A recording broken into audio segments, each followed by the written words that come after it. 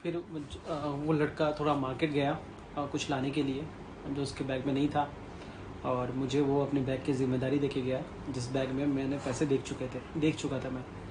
और वो जब जाने लगा, जब चला गया तो मुझे एक मन में लालच सा आया कि ये तो ना मुझे जानता है ना पहचानता है, मुझे इतने बड़े पैसे की ज़िम्मेदारी दे दिया है और मैं इसे लेके निकल जाता हूँ, वैष्णो देवी बाद में जाऊँगा। ये मन का एक होता है ना पाप, जो नेगेटिव थॉट पहले आते हैं, कुछ गलत चीज़ें उस पर आपको कंट्रोल करना होता है और सही चीज़ें सोचनी होती है। तो मेरे मन में आया, दूसरे ही सेकंड में मेरे मन में एक नया थॉट आया, नहीं ये गलत है, मैं वैष्णो देवी माता के पास जा रहा हूँ और अगर नहीं भी जाता फिर भी ये गलत है। उसने मुझ पर भरोसा किया है, भरोसा करके लेके गया है बैग, और वो भी एक भगवान के दर्शन के लिए जा रहा है, और मैं अगर उसके बैग ले लेता हूँ तो वो बहुत परेशान हो जाएगा, और वो मुझसे भी छोटा था। तो फिर मैंने अपने वो जो नेगेटिव थॉट आया उसे हटाया और गलत करने से खुद को रोका। इसी तरीके से ज़िंदगी में हमारे कभी कभी गलत थॉट्स आते हैं और हम कर लेते हैं, फिर पछताते हैं।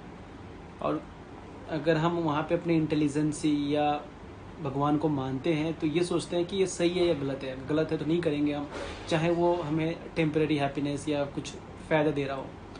तो मैंने उसके बैग को मेरे मन में आया और मैंने वो किया नहीं। फिर वो बंदा आता है, लड़का आता है, फिर हम ट्रेन पर चढ़ जाते हैं। That was an important moment, क्योंकि मैंने इसके पहले घर से निकला तो था पर ट्रेन पे चढ़ा नहीं था। ट्रेन पे चढ़ने के पहले मुझे डर लगता था कि घर पे क्या होगा, और मैं वापस चला जाता था। इस बार ट्रेन पे चढ़ जाता हूँ, ट्रेन चल जाती है, फिर मेरे दिमाग में थॉट्स आते हैं कि घर पे परेशान हो रहे होंगे, फ़ोन भी नहीं लेके गया हूँ और वगैरह वगैरह। पर वो लड़का जैसे भगवान ने प्लान किया था, इट्स वॉट कम्प्लीटली प्लान्ड कि मुझे वैष्णो देवी पहुँचना है, इस तरीके से पहुँचना है। वो लड़के से मैं बात करने में खो जाता हूँ और धीरे धीरे करके वो मेरा जो दुख होता है वो ख़त्म हो जाता है। और फिर मेरे दिमाग में एक नया टेंशन शुरू होता है कि ये ट्रेन जा रही है हरिद्वार, मुझे जाना है वैष्णो देवी जम्मू, पता नहीं हरिद्वार से कितना दूर होगा, कब ट्रेन मिलेगा, मेरे पास पैसे 1100 रुपये ही हैं और कपड़े भी नहीं है, क्या होगा। बट कहते हैं ना कि अगर सब कुछ आप भगवान पे छोड़ दो और अपना कर्म करते रहो तो मास्टर प्लानिंग या भगवान आपके लिए सब कुछ सही कर देते हैं। फिर मेरी ट्रेन चलते चलते पहुंचती है बनारस। वो लड़का वहाँ उतरता है और वही अनाउंसमेंट होती है कि जम्मू जाने वाली ट्रेन 3 नंबर प्लेटफॉर्म पे आ रही है, और मेरा ट्रेन 2 नंबर प्लेटफॉर्म पे लगा हुआ था। ये आवाज़ मेरे कानों में गूंजती है और मैं शॉक्ड कि ये तो बहुत अच्छा मौका है। अभी मैं ट्रेन स्विच करके, मेरे पास ना कपड़े हैं ना कुछ है ना मेरे कोई साथ है।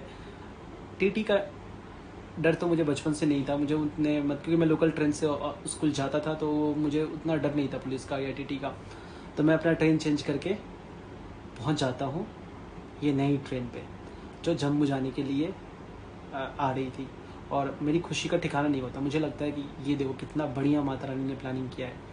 मैं सोच रहा था खामखा परेशान हो रहा था, और ये यहाँ पे मास्टर प्लानिंग इतना अच्छा है। इसी तरीके से ज़िंदगी में भी सिचुएशन आता है, हमें लगता है कि कितने दुख से कितने प्रॉब्लम से गुजर रहे हैं, पर अगर हम उसको फेस करते हैं और अपने दिल में किसी अपने भगवान को लेके, इष्ट देवता को लेके, तो लगता है कि वो प्रॉब्लम जो आया वो आप जब पीछे देखते हो, जब कुछ बन जाते हो या कामयाब हो जाते हो, तो लगता है वो प्रॉब्लम की वजह से ही आप उस जगह पे पहुँचे हो।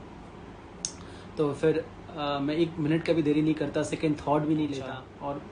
और भी बहुत सारी एक्सपीरियंस मेरी आप कह सकते हैं स्पिरिचुअल जर्नी की शुरुआत, क्योंकि इसके बाद मेरी ज़िंदगी में काफ़ी बदलाव आया, और जो भी हूँ मैं आज उस वैष्णो देवी ट्रिप की वजह से ही हूँ।